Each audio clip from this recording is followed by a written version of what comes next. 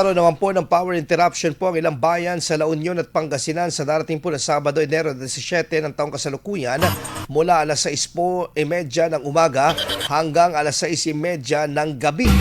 Ayon po sa anunsyo po ng La Union Electric Cooperative Incorporated or LUELCO, apektado po ang mga bayan po ng Caba, Aringay, Agoo, Tubao, Pugo, Santo Tomas, Rosario at ilang bahagi po ng Bawang sa La Union. Pati na rin sa bayan po ng Sison sa Pangasinan.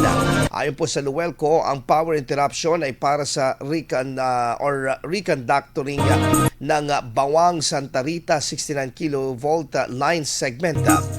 Binanggit din po ng kooperatiba na maaaring matapos ang trabaho bago pagkatapos ng nakatakdang oras, kaya pinapayuhan ng publiko na isaalang-alang ang maaaring laging may kuryente ang linya para sa kanilang mga kaligtasan.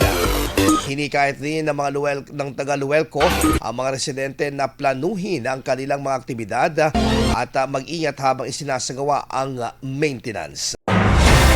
IFM News. IFM News. IFM News.